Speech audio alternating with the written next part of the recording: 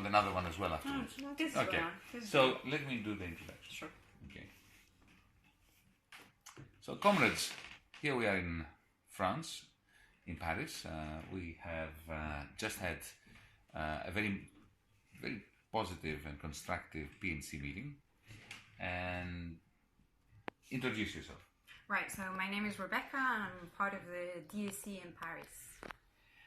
Very soon we're going to share with you the atmosphere of the PNC by bringing everybody else in. But Rebecca has some questions to ask first. Right, so the first question I would want to know, what would you say to a French citizen to tell them, to convince them about the importance of a pan-European transnational movement of party or network, etc.? Well, how about the very simple truth that France is not sustainable in today's European Union architecture. The reason why the political center has fragmented, giving rise to all sorts of unprecedented developments, like Le Pen getting 35%, a new party, Macron sweeping the political center and destabilizing the existing parties. The fact that there is such pessimism all over the place is due to the fact that we have a Europe that is not working, is not allowing our countries and France to breathe within it. We have a systemic crisis that is rendering France unsustainable, and it will only be dealt with through a systematic approach. Right. And Diem is the only political movement in Europe which is trying to put forward a pan-European progressive agenda, a policy agenda, economic and social, that could work in every country simultaneously, a bit like trying to solve the climate change problem by attacking it where it really evolves, which is at the planetary level. Here we have a continental-wide crisis. Nobody has looked at it as a continental crisis, and we do. Right. Okay, perfect. The second question would be, what do you think the role of France could be in this reform of Europe and in this agenda and this movement?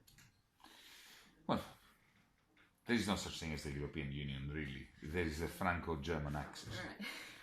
Unfortunately, France has had a collective lobotomy in the last 20, 30 years, maybe since 1983, when François Mitterrand did what Tsipras did in 2015 and reversed course completely and effectively tried to Germanize France through the Frankfurt policy.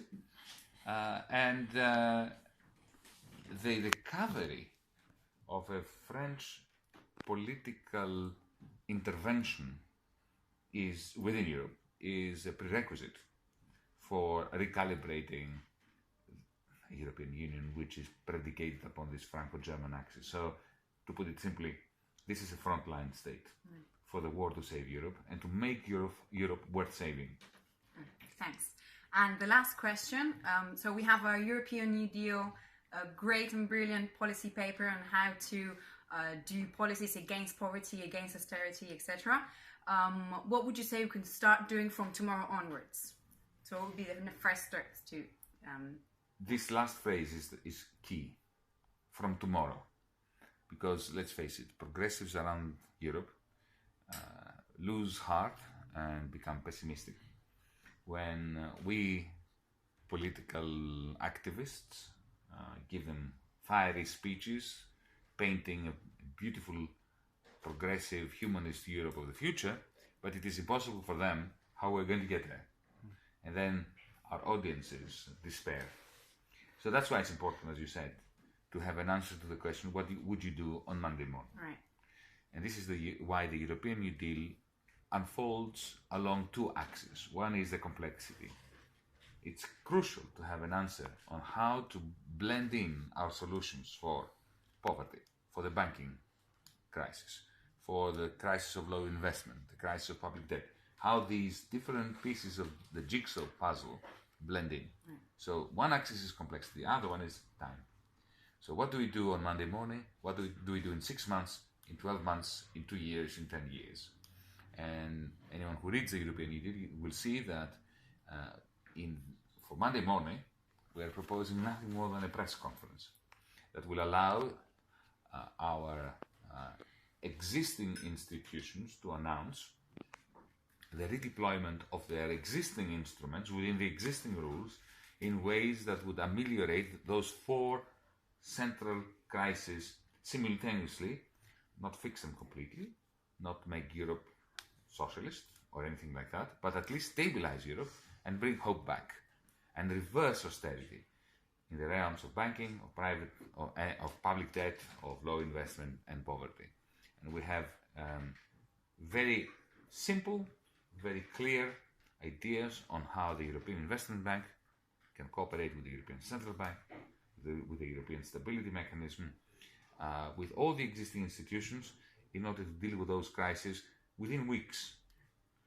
And then, once this stabilization takes place and hope comes back, we can have the discussion about changing the treaties, changing the charter of the European Central Bank, and of course embarking upon what is absolutely essential, the democratization of the governance of Europe through what we refer to as the European Democratic Constitutional Assembly process that will move us towards, hopefully 2025, a situation where it will be possible to envision getting rid of all the treaties and replacing them with a democratic European institution.